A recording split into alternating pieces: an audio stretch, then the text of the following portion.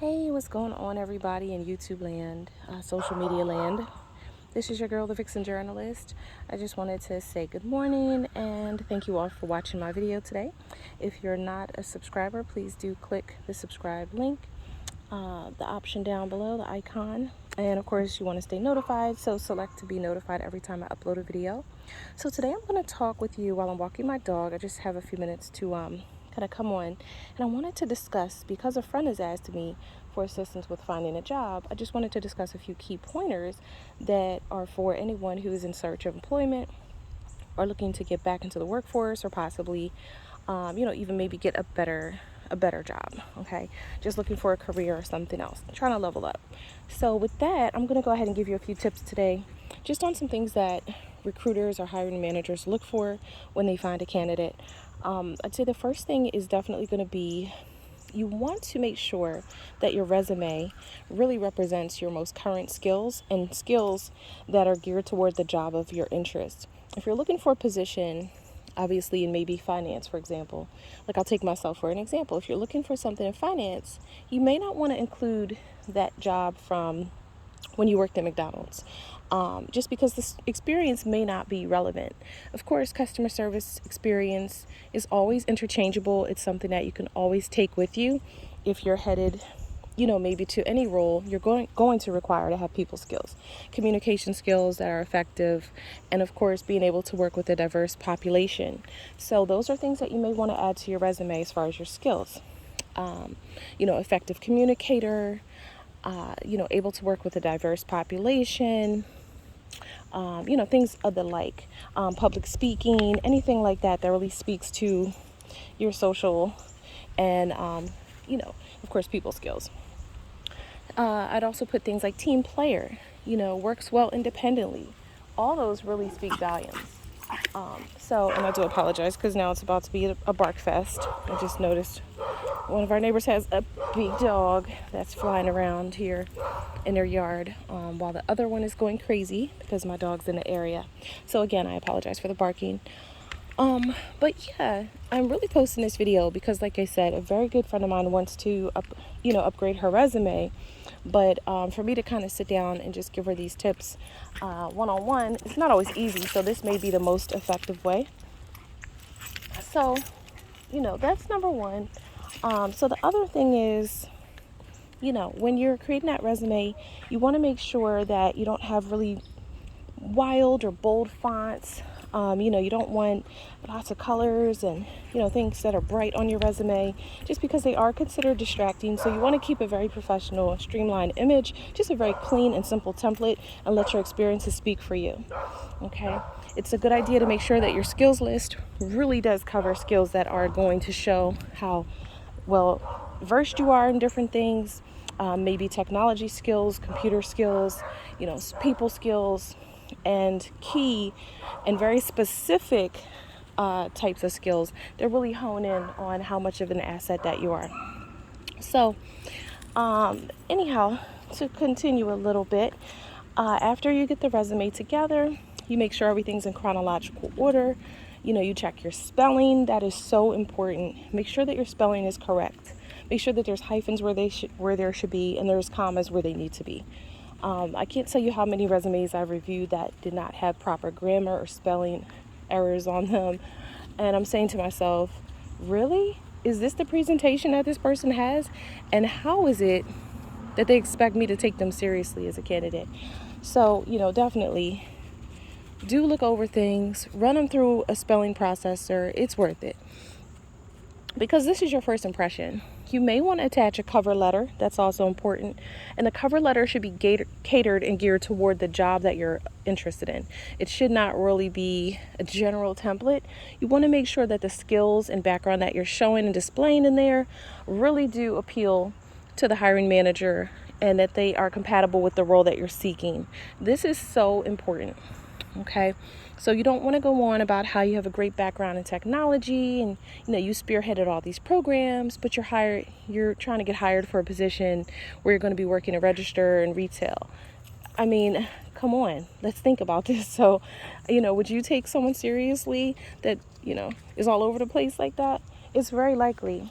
So it's very likely that you wouldn't take them seriously, is what I'm trying to say. So the next thing, now that we covered that, I want to touch on how important it is to make sure that you have the correct attire for your interview. I've seen people come to interviews in jeans, in a blazer and jeans. I mean, it's okay to be like casual, business casual when you're prompted to. But it's not a great idea to start off that way. If you can get a pair of khakis or slacks, I understand everybody doesn't have the same budget. You may be looking for work, so you may be in between jobs. There are places that have affordable clothes. I don't care if it's a Kohl's or one of those Walmart type stores, or you go to a thrift store, but you have to do what you have to do. So if you need to pull together a wardrobe and you need something quality, definitely shop around before you just opt to throw in a pair of jeans or some joggers. You'd be shocked what people wear to interviews.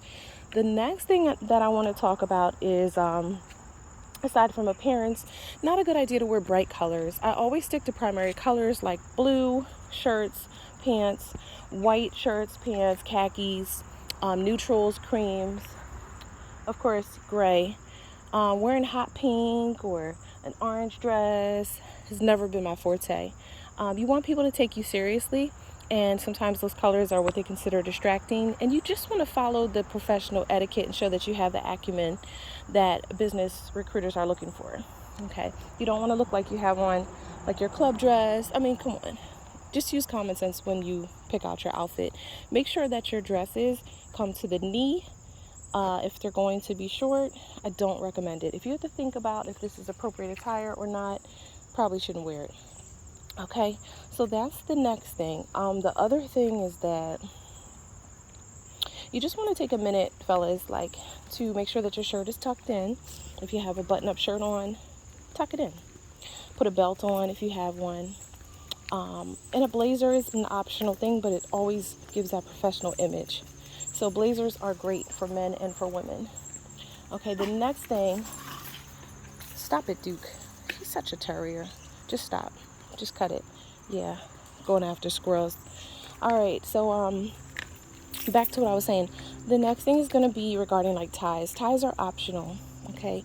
But if you're going for a career, you may want to opt for a blazer, a tie, a white shirt, or a button-up shirt with a simple color, like maybe a blue. Different shades of blue are okay, things like that. And I'd say, if you're going for a high-powered role, of course, pinstripes always look really good. They show that you are affluent. That's how they're interpreted. So if you have a pinstripe suit on, you'll probably nail the job. If it's a job that's probably an everyday job, like you're not going for an executive role, you may not want to wear pinstripes because it may come off as if you are almost extremely successful and maybe too experienced for the role. That's just how that's interpreted. I didn't make this up. This is just what I know from experience and from things that I've learned over time and read. So be careful. Never want to look like you don't need the job. Okay, so there's that.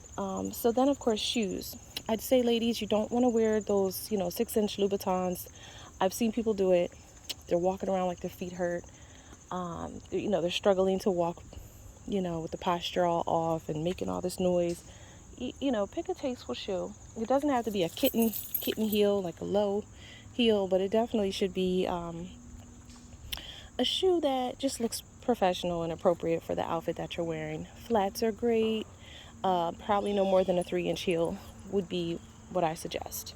A closed toe would make more sense. You don't want to really have on a strappy wedding sandal or a summer shoe, just because toes are not often shown in the workplace. I think people have gotten very relaxed lately since the pandemic, so they're kind of wearing things that they would not normally wear, but just keep that in mind. Those are not a necessity, and they're probably going to be considered inappropriate.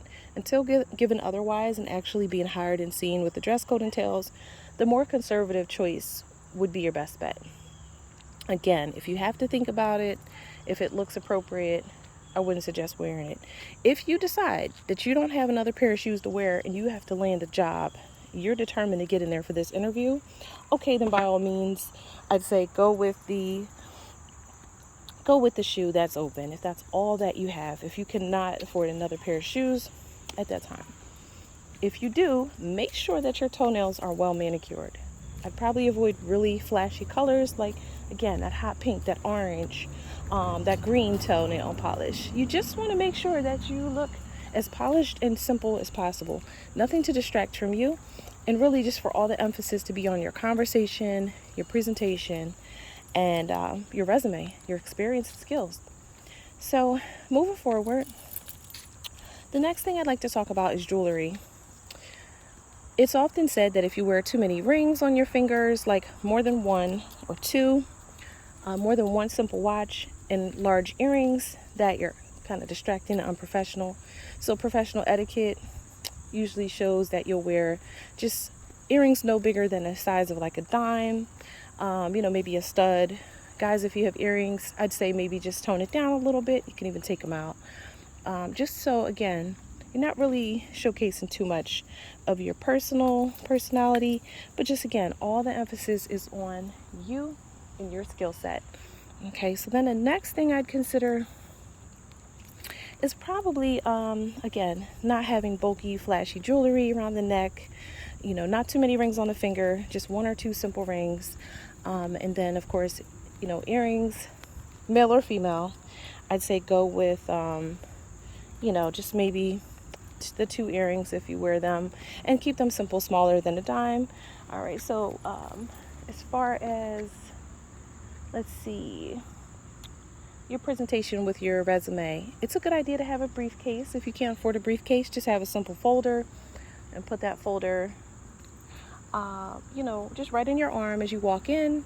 Make sure that your right hand is available to be extended so you can shake the recruiter's hand if people are shaking hands where you are. I know after the pandemic, some people haven't been in the habit of shaking hands or making physical contact.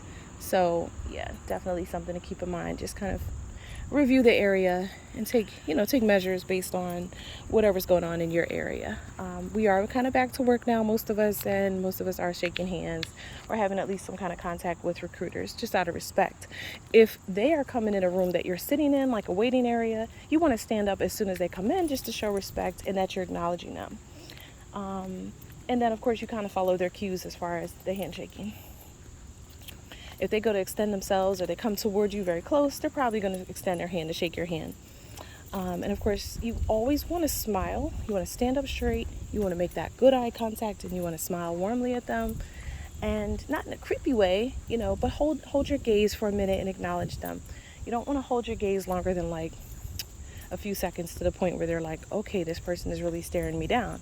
But you want to just show that like you're a very enthusiastic and honest person. You're there to get this job today, and you're really ready to make that lasting impression and have a good interview. You just are basically looking at it as a meeting. You're meeting someone. This is your chance to sell your skills and learn more about the company to see if it's a good fit for you. Find out what expectations that the recruiter has for you. So at the end of the interview, of course, you want to make sure you follow up with questions, but we'll touch on that in just a minute. The next thing I suggest is to, of course, again, keep good posture. Don't fidget your hands too much. Try to avoid fidgeting to the point where, the person is looking at your hands. You're constantly rubbing your hands together. Your fingers are like,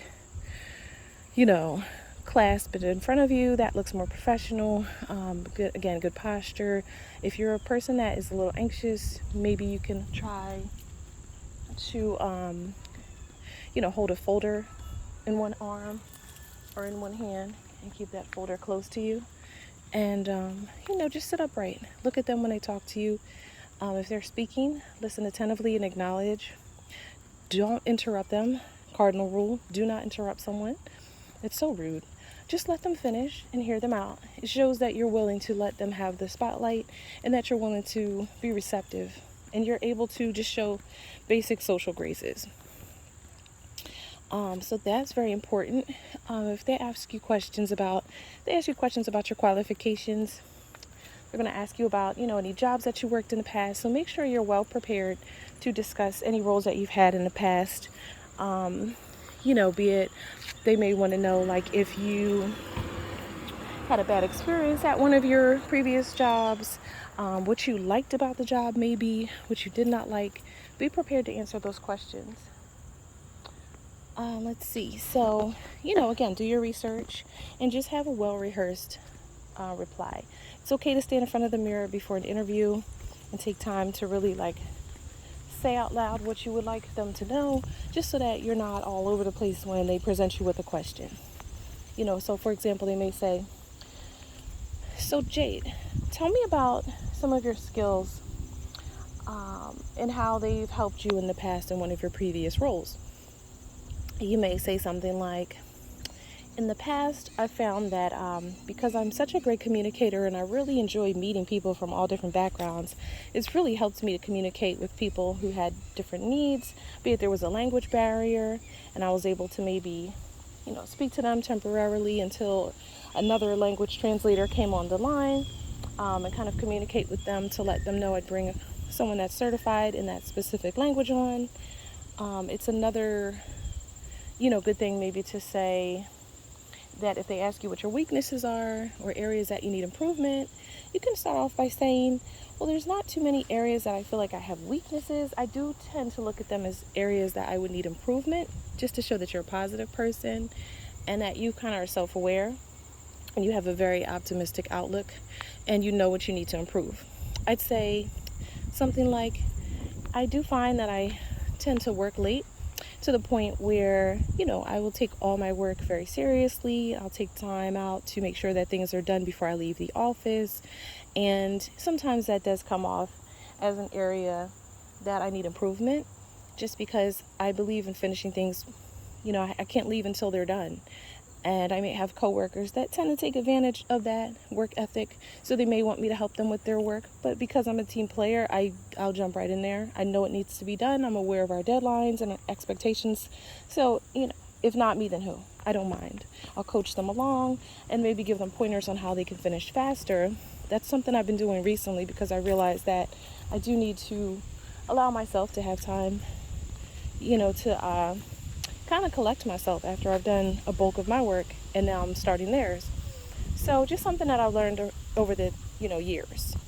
Something like that. I mean, it doesn't have to be that wordy, but at least you're saying, hey, I have an area that needs improvement. I'm a hard worker.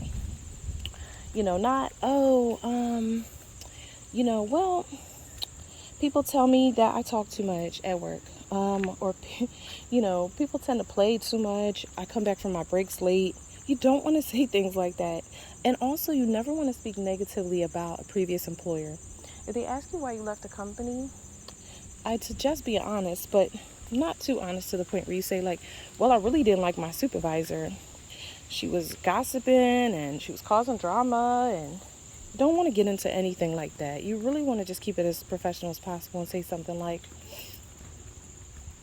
well, in my previous role, my supervisor and I had a very intact work relationship.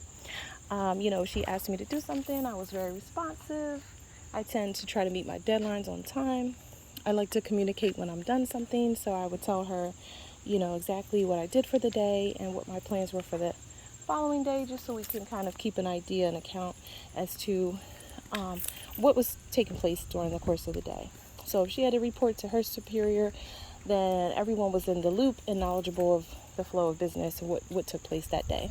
If there were any problems that arose, I'd sit and I'd talk with her at the end, or sometimes we plan for a periodic meeting that will last for maybe 15 minutes during the work week. We would talk just about things that took place, and because I'm big on process improvement, and if I identify an area where our department or the company could improve, I may sit and take a moment to, just evaluate those concerns with her. Something like that sounds really good. If they were to say, well, what would your manager from your last job tell me about you if I contacted them? What do you think they would say? I would simply say, I believe that my previous manager would definitely tell you that I'm very reliable because I tend to work so hard and I tend to make sure that my deadlines are met. I don't like leaving until things are off my desk. It's likely that she would tell you that I'm very hardworking and that I definitely exceeded expectations that they had for me at the company. I was able to, really improve the whole department, be it adding my feedback or training other employees. again, take that as an opportunity to sell your skills and make sure that they're aware of the things that you excel at. That's also a very good idea. I'd say the next most important thing at this point would be to, before you're done the interview, make sure you ask those questions. I was going to revisit that.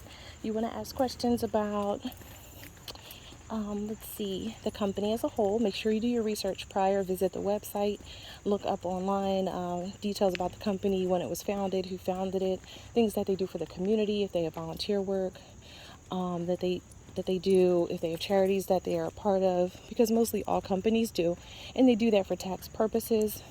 They like to write off different things, so they usually have at least volunteer and charity donations or fundraisers or things that they're involved in.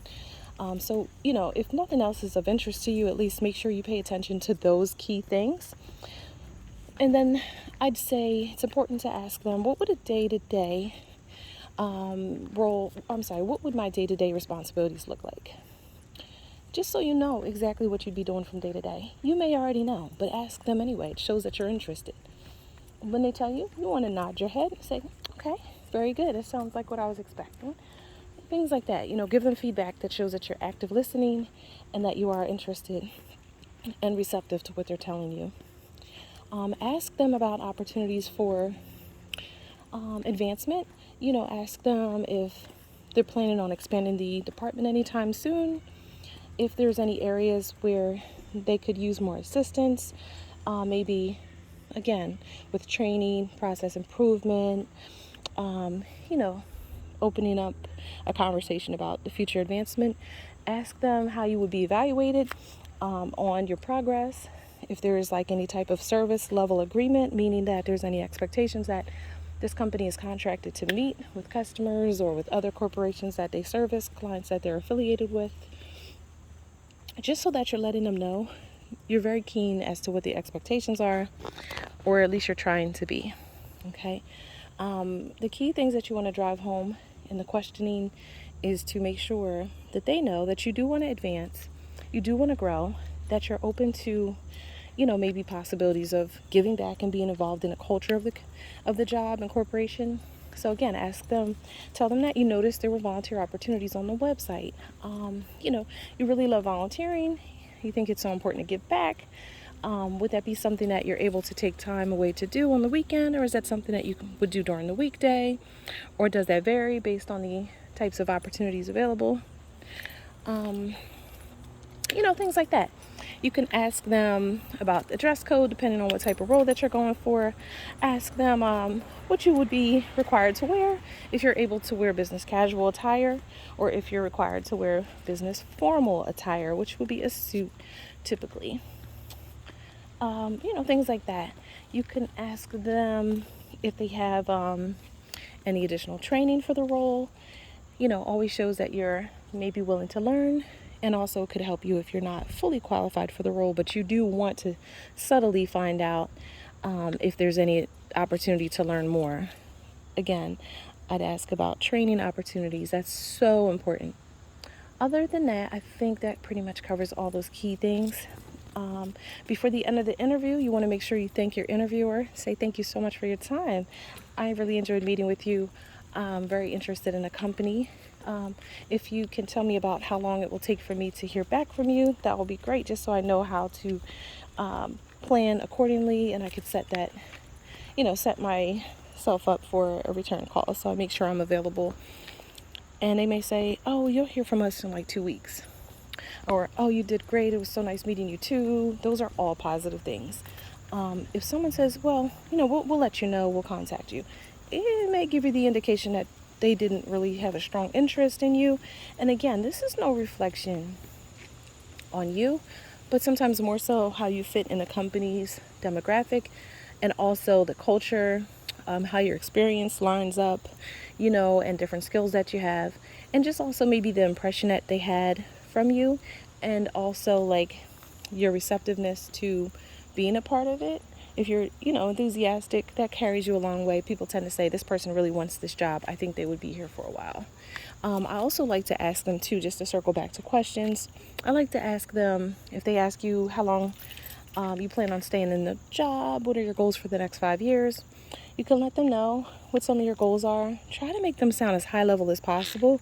You know, you could say things like, well, I'd like to stay with the company long enough to retire. You know, if that's an actual goal, that always sounds good.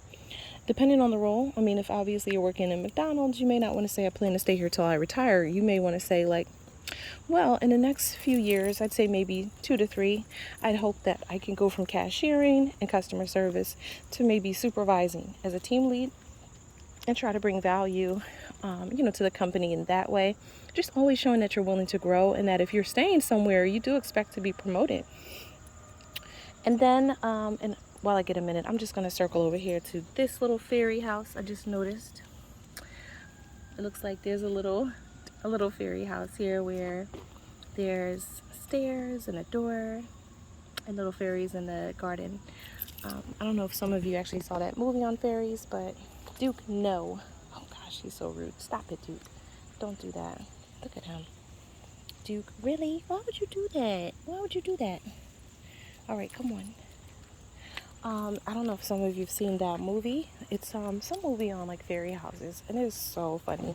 It's actually really cute and kind of like mystical. They had these little openings that people were finding in tree hollows, and they started making like little doors for them and making them like a little home almost with fairy doors. It's very random, but it's actually kind of cool. So like for this for example, it's not really the best example, but that may be an area where someone would put a fairy door on there. And people were actually like assembling them, like making them with wood and everything, carving them, designing them, and just putting them all over, making it like an enchanted forest kind of thing. I cannot remember the name of that movie, but it was really cute. If I remember, I'll tag it below. But anyhow, back to what we were talking about so I can wrap up here. Again, you want to thank the manager. Just ask them how long it will take for you to hear back. You want to tell them that, you're really excited. Things like that really sound positive. And you can also send a follow-up email with your resume attached. You can embed it, or you can just include your skills and say, thank you so much for taking the time out to meet with me today. I really enjoyed it. It was very informative. Things like that. Say I'm very impressed with the company, and I look forward to hearing from you. That's it. And best of wishes with your job interview. If you have skills or things that you think you may want to add on, definitely update your resume. Always keep it current as a little bonus tip. You may want to always keep it current because you never know when you're going to need to send it out and when an opportunity may present itself. I can't tell you how many times someone has called me and said, hey, do you have a resume? Like, one of the people in my department that was maybe like an AVP or, one of my managers, and they wanted to see if I would fit for another role, and they needed help in that role. They wanted to be able to sell my skills, and I was able to do that because I'm always ready. So anyway, thanks so much for your time. If you have anything that you are doing that you find works for you in terms of finding employment, I would say definitely list that information below. If you have any tips or interview questions that you find answers for, please share them below. Let other people know what you're doing and what's working for you. I'm very curious to know if you have any skills if you have any tips or tricks or skills that you use, to find work and employment and succeed in your interviews. Thank you so much for taking the time to walk with me and Duke, and I look forward to hearing from you all below. Take care and be safe. Goodbye.